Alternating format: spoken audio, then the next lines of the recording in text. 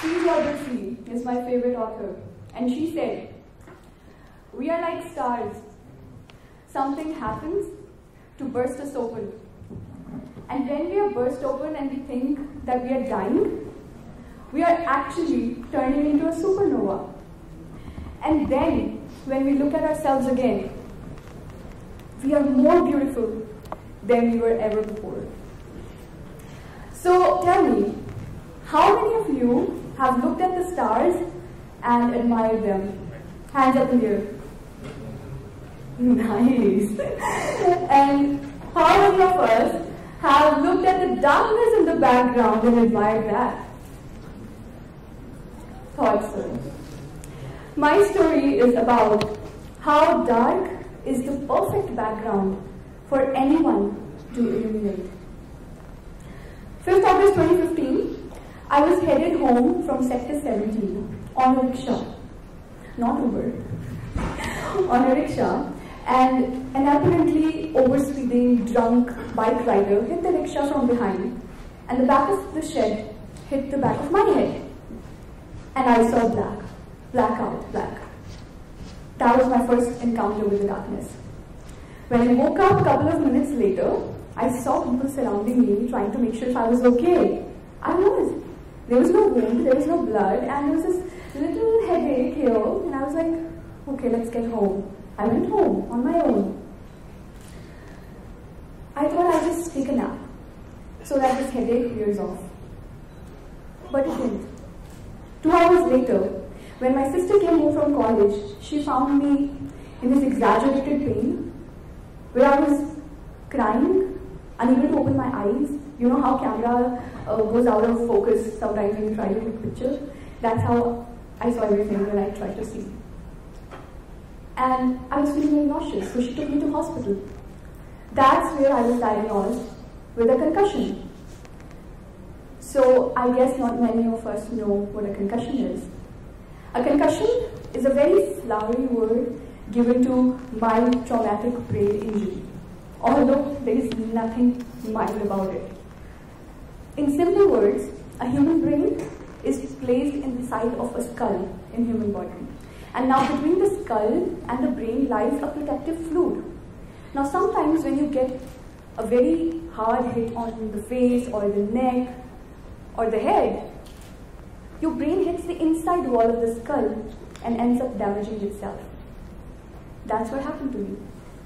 Although there was no immediate physical symptom, but 2 days into it, I lost my balance. I could not stand or walk on my own. Few days more into it, I stopped sleeping properly. And nobody could give me any sedative because of the head injury. So I had to continually endure that pain. I used to be depressed, of course. Major reason being, I stopped seeing colors. I only saw grey. A tragedy, my friends turned into a joke saying, "Amy, now you see 50 Shades of Grey." I saw 50 Shades of Grey like for a couple of weeks on a stretch. And let me tell you, it's not very impressive. It's sad. So, these are just the physical symptoms of it. There are psychological symptoms also. Just before the accident, I'd come out of a very abusive relationship, and I was still trying to pick up the pieces, trying to build a new life. But there was this monster lurking in the dark, haunting me. Monster you guys know as post-traumatic stress disorder or PTSD, but I call it a monster which makes you relive every bad thing that has happened in your life on a loop. And when this brain injury happened, I lost every bit of who I was. All my strengths were gone. New weaknesses were haunting me, and I had no idea how to deal with them. While I was sick with concussion, my condition some days would be the size of an ant. I could laugh at it and I would be like, I can't overpower it.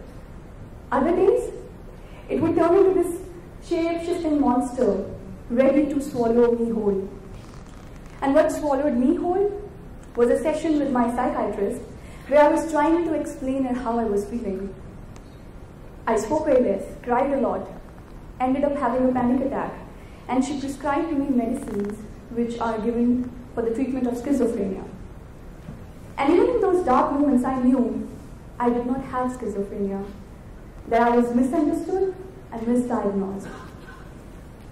What swallowed me whole was this eye checkup session I had, where I was trying to explain them not to flash lights into my eyes because I had developed photophobia, which is light sensitivity. I could not open my eyes in light anymore.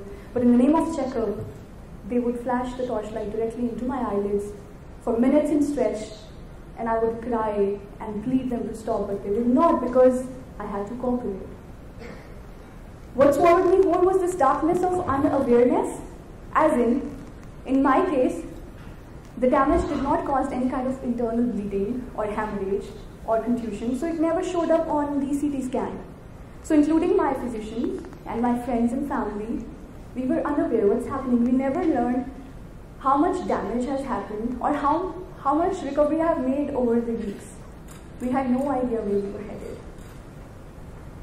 So now the question remains, how can we make it easy for a person who is suffering an invisible injury? So very humbly, to the people of medical fraternity, I want to make a recommendation from my experience.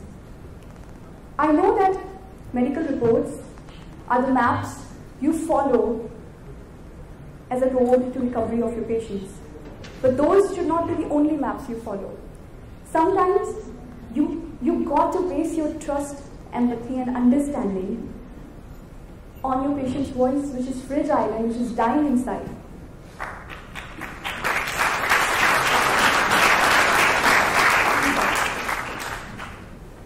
And if not that, better yet on the oath you swore when you took up your practice. And what I feel is that if a person or a patient would not feel supported or comforted in your presence, where else would they? As friends, family, caregivers, your job is the hardest one.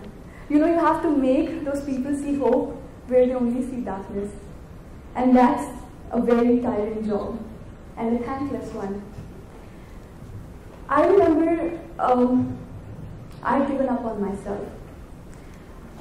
Days and nights would pass all in the shade of grey before my eyes, and I would not want to wake up. So I wrote my suicide note, a fine day to exit.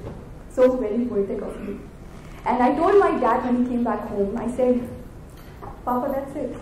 I can't live a life like this. I can't. And I broke down. And by breaking down, I don't mean I was sobbing or gently crying. I was like screaming at the top of my lungs. I was trying to tell him, I can't do this. That day, my father, who was a doctor himself, kept away all the reports, all the perceptions, opinions of what specialists were telling him or people were telling him. He started to listen to me. He started to sleep in my own room, and he would tell me stories of how I've always been a special child who has always made me proud.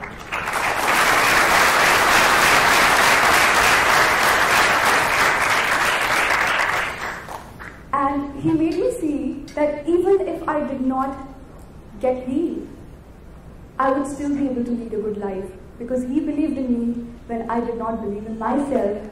And that pulled me out of that pit. I remember my Uncle James telling me, Amy, you're like an olive tree. No matter the wreckage, no matter the season, you're going to bloom, you're going to be evergreen. You cannot perish this way.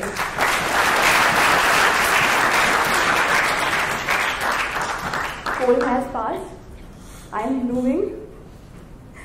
And this is what I want to say to a person who is suffering a concussion or any sort of invisible, elusive injury. I know it's dark around you, but sit with your darkness.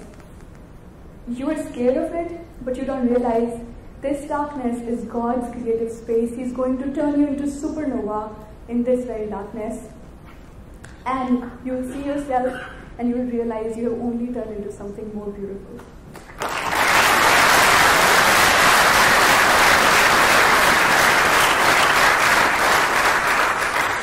And I want to say, listen to your body. If it's not ready, it's not ready.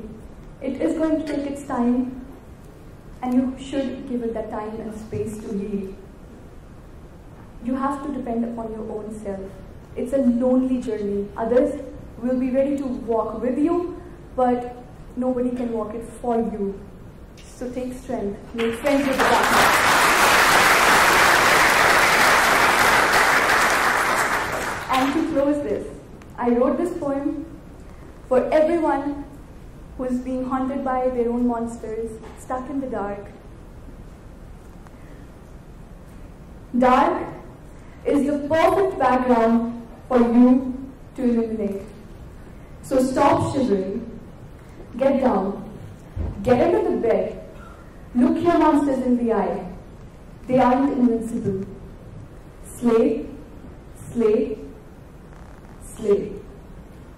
Get out, get in the shower, wash yesterday off your body, tuck yourself in bed, rest tonight, because tomorrow they need to hear the story that monsters can be slayed.